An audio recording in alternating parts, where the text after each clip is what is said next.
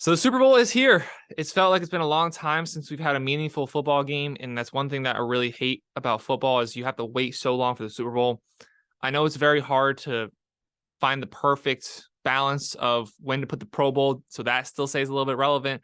And then also, I understand you want to give the teams time to rest and have them be at full strength, so the 2 weeks off benefits the teams. But it really does just stick a knife in all the momentum that you've had from a great playoffs.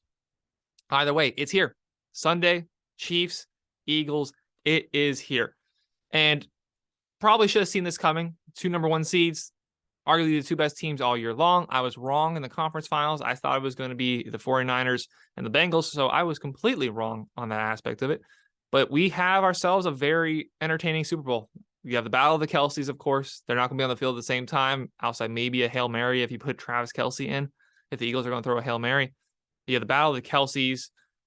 You have Mahomes, who is the best quarterback in the league.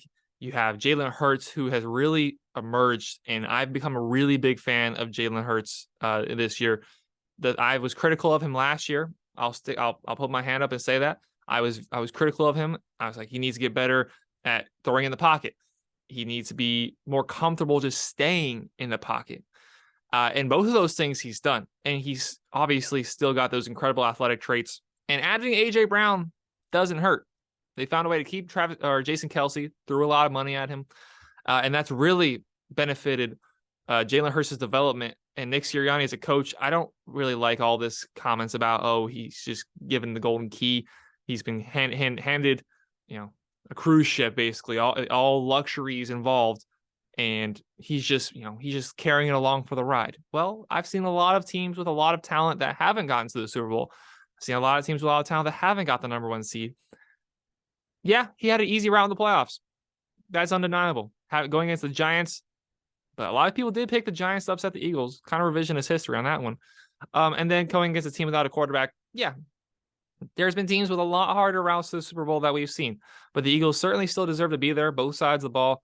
One of the best offenses in the league, one of the best defenses in the league, coming against Patrick Mahomes and the Chiefs. And now, here we are. What's going to happen? What is going to happen in the Super Bowl? I don't think it's going to be a fireworks show. I'll say that from the jump. I don't think it's going to be like the Rams-Chiefs Monday Night Football game where both teams are throwing for like 400 passing yards, like 1,000 yards combined between the two offenses. I don't think it's going to be. I think it's going to be the Eagles are going to try to run the ball a lot. I believe they're going to run the ball a lot because the recipe to beat the Chiefs is to keep Patrick Mahomes on the bench for as much as possible. And the Eagles can run the ball very well. Top 5 rushing attack all year long, whether it's Miles Sanders, whether it's Gainwell, whether it's Scott, whether it's even Jalen Hurts, and in the various ways he can get involved in the rushing attack.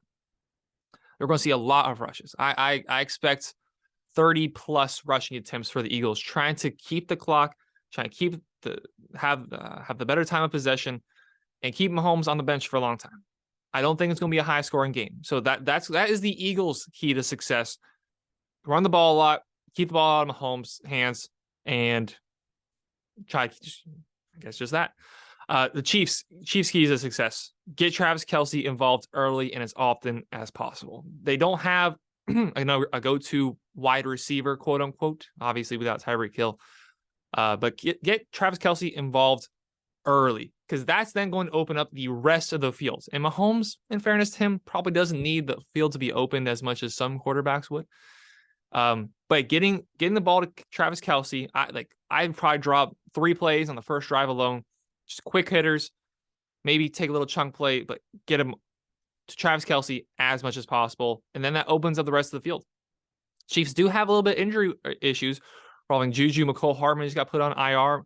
Kadarius Toney got hurt in the AFC Championship game. So the availability of Chiefs wide receivers is definitely going to be an issue. So to help them out, to get them more open, get the ball to Travis Kelce as much as humanly possible. And even him himself isn't likely going to be 100%. He went into the AFC Championship game with a knock, with an injury.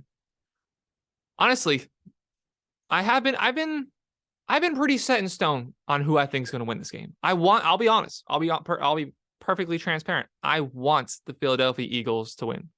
I don't know exactly why. I've grown up in a family of Giants fans. I've mostly hated the Eagles. Hearing the Fly Eagles Fly song has given me just headaches. It's annoyed me. I hated it, but I've just found a way to detach myself from the hate of the Eagles. I've made an effort to detach myself from hate in sports in general. I want to enjoy sport for the art that it is, and the Eagles certainly are art. Jalen Hurts, no matter what he's doing, it's been nearly perfect this year. Doesn't turn the ball over a lot. Can make plays with his feet, make plays on his own. Can hit his wide open targets. Devonta Smith's had a great second year. AJ Brown's had an incredible first year. AJ Brown has gotten people fired in Tennessee for how good he's been this year. I love Jalen Hurts again. I love the personalities on the team. I love Kelsey. I love Graham on the defensive side of things. I want the Eagles to win, and I think they're going to do it. I think the Eagles are going to come out and control the clock. I think they're going to force a few turnovers. We don't see Mahomes get sloppy a lot, but we have seen him throw interceptions in Super Bowls. I think he had 2 against the Buccaneers, and he had 2, I believe, against the 49ers when they won. So when he's come against good defenses in the Super Bowl, he's turned the ball over.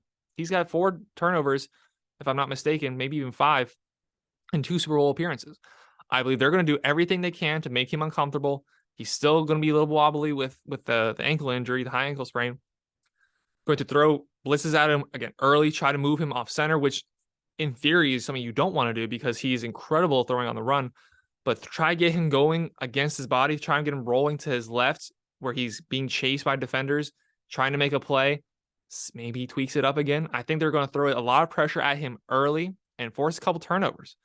If I'm going to go with a scoreline, I'm going to go with the Philadelphia Eagles winning. I'm going to go 27-21. I think the Chiefs get the ball with 40 seconds left to go, and Mahomes throws an interception. I'm going with my prediction. Let me know what you think about your prediction for the playoffs, for the Super Bowl, excuse me, down below if you're watching this on YouTube. If you're listening in here on the radio, thank you for tuning in. But yeah, I got Philadelphia Eagles 27-21. I expect it to be a good game. I don't necessarily think it's going to be a fireworks show, as I mentioned, but I got the Eagles winning over the Chiefs in the Super Bowl.